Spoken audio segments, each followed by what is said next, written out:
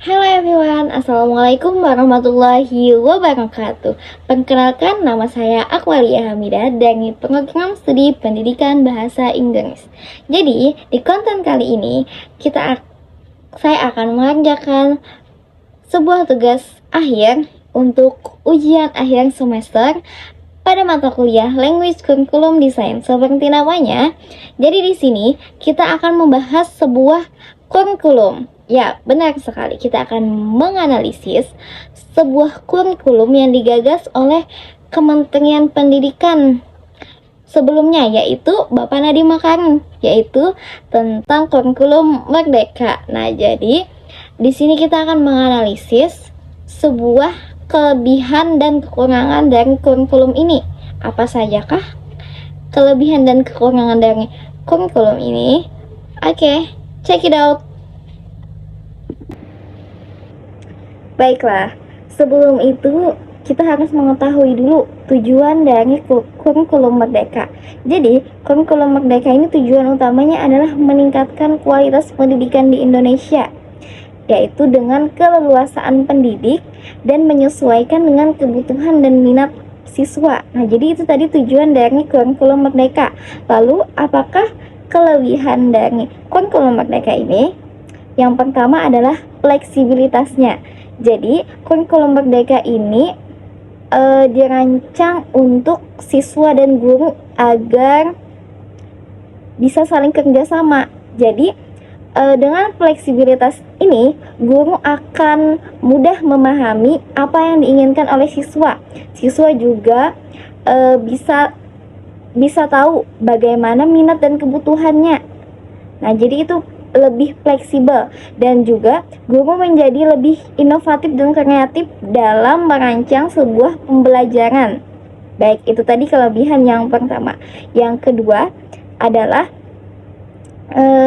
tentang profil pelajar Pancasila atau P5. Nah, jadi ini banyak kelebihannya. Salah satunya adalah tentang P5 ini.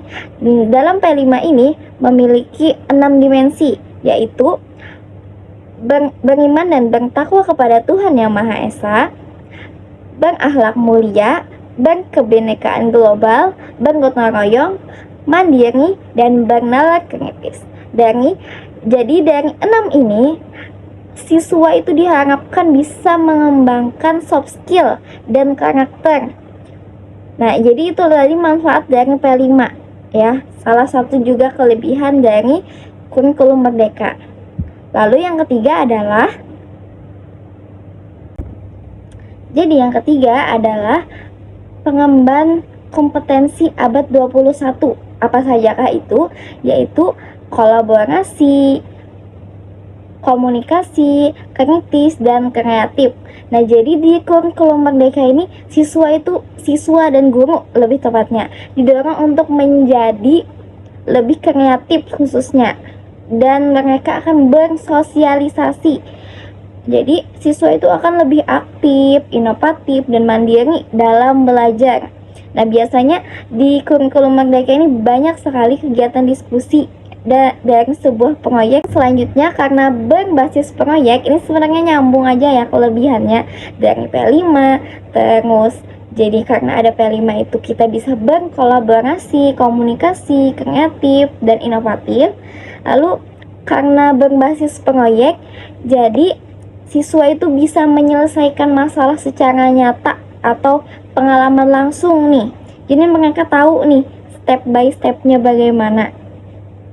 Dan juga memberikan ruang bagi guru untuk lebih inovatif.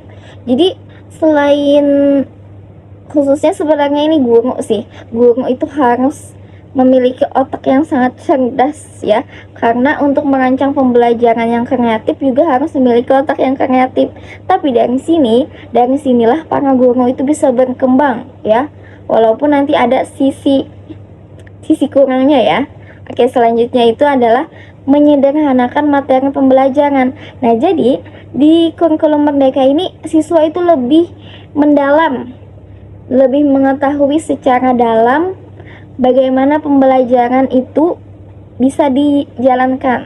Lalu karena ini karena kemarin itu zaman COVID, jadi kurikulum Merdeka ini dirancang untuk adaptasi pandemi COVID-19 karena jarak jauh atau kita sekolahnya online, daring. Nah, itu salah satu manfaat dari kurikulum Merdeka.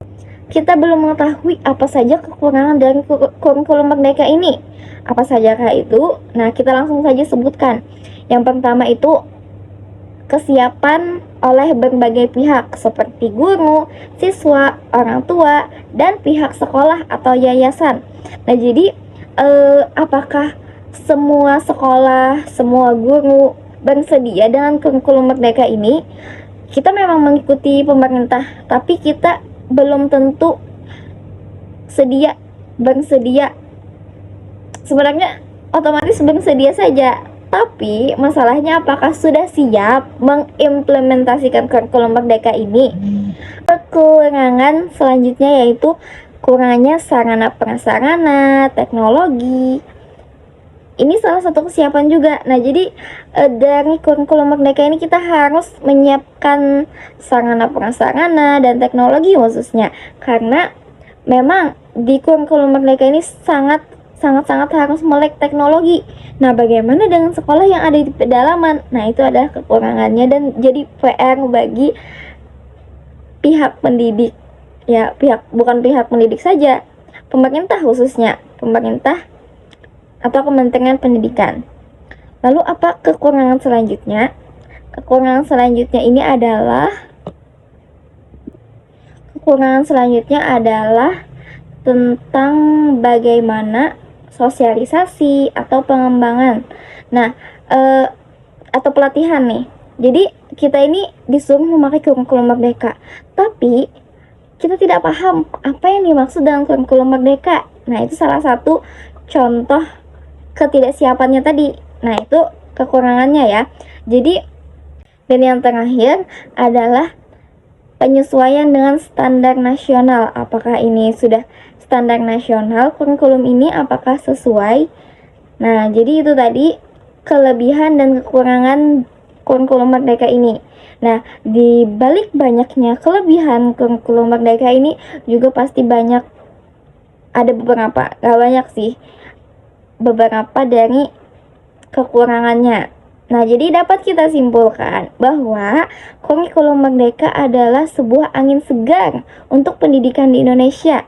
Tujuannya pun untuk meningkatkan kualitas pendidikan di Indonesia, mengembangkan soft skill, mengembangkan komunikasi, bisa membuat siswa mandiri dan kreatif.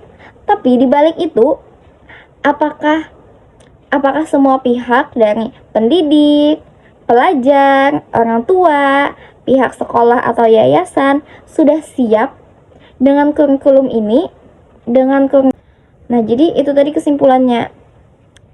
Pokoknya di balik banyaknya manfaat, banyaknya kelebihan, pasti ada kekurangannya.